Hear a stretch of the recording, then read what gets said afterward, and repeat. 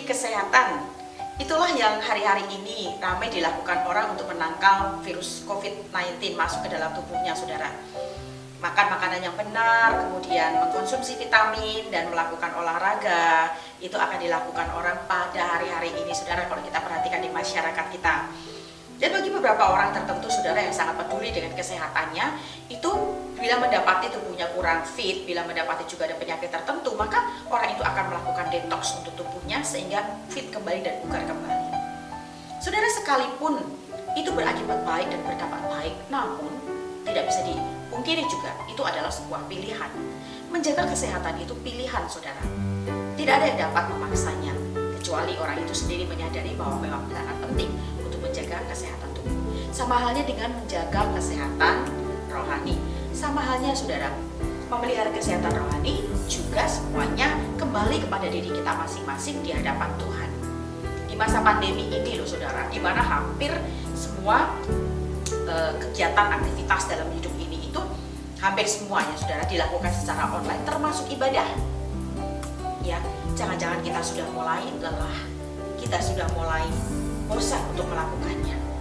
Ya, terlalu lama ibadah online, terlalu lama persekutuan doa online, terlalu lama siraman rohani online, dan besar kemungkinan kita mulai kehilangan rasa, dalam tanda kutip, persekutuan yang indah dengan Tuhan dan persekutuan yang erat dengan sesama kita. Namun marilah kita ingat, saudaraku, sekalipun memelihara kesehatan rohani kita, ya, itu adalah pilihan kita masing-masing.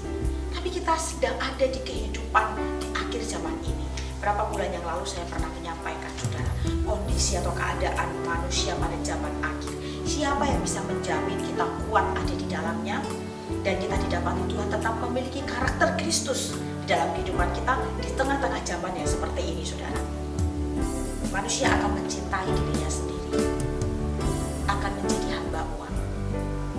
Mereka akan membual dan menyombongkan diri, berontak terhadap orang tua, tidak tahu berterima kasih, tidak memperdulikan agama, tidak tahu mengasihi, tidak mau berdamai, dan yang lain sebagainya.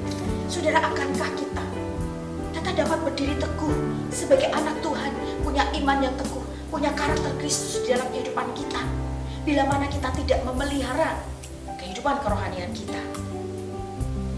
Saudara, kita harus belajar dari Daud, dari pemazmur, saudara. Mazmur 15 ayat 1-5. Perikopnya adalah siapa yang boleh datang kepada Tuhan. Mazmur Daud, saya membacakannya untuk saudara. Tuhan, siapakah yang boleh menumpang dalam kemahmu? Siapa yang boleh diam di gunungmu yang kudus? Yaitu dia yang berlaku tidak bercela, yang melakukan apa yang adil, dan yang mengatakan kebenaran dengan segenap hatinya, yang tidak menyebarkan fitnah dengan lidahnya, yang tidak berbuat jahat terhadap temannya, dan yang tidak menimpakan celah kepada tetangganya, yang memandang hina orang yang tersingkir, tetapi memuliakan orang yang takut akan Tuhan, yang berpegang pada sumpah walaupun rugi, yang tidak meminjamkan uangnya dengan makan riba, dan tidak menerima suap melawan orang yang tak bersalah. Siapa yang berlaku demikian tidak akan goyah selama-lamanya. Wow, saudara, ini luar biasa. Siapa yang tidak akan goyah hidupnya selama-lamanya adalah mereka yang dapat dan berhasil datang, naik ke gunung Tuhan, datang dan masuk ke dalam baitnya yang kudus. Dikatakan kemah memang, saudara, tetapi itu tempat ibadah pada waktu itu memang berupa kemah. Itu artinya adalah bait Tuhan yang menumpang di dalam kemahmu. Dan siapa orang yang boleh ada di situ? Ayat 2-5a. Itu sebabnya, saudara, pemazmur dalam nyanyiannya dia juga menulis memberikan contoh kepada kita di Mazmur 4 dan 5. Ada doa pada malam hari, ada doa pada pagi hari.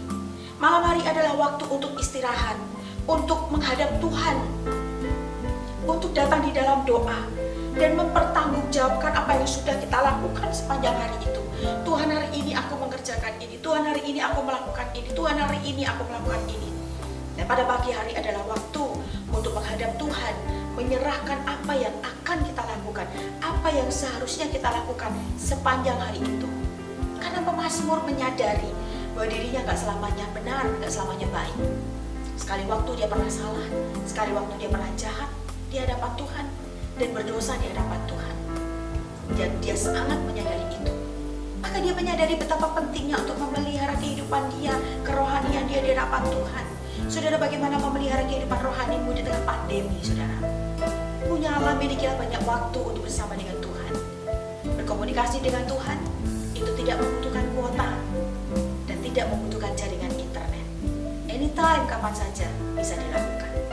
Dan orang yang tidak akan goyah menghadapi kehidupan ini adalah mereka yang setia tinggal di kemah Tuhan, adalah mereka yang akan melakukan upaya mendaki ke gunung Tuhan, mendekati Tuhan, mendapati Tuhan, duduk bersimpuh di kaki Tuhan, dan berjuang untuk sebuah perubahan karakter hidup untuk dibawa dan dipersembahkan sebagai persembahan yang kudus dan menyenangkan hati Tuhan.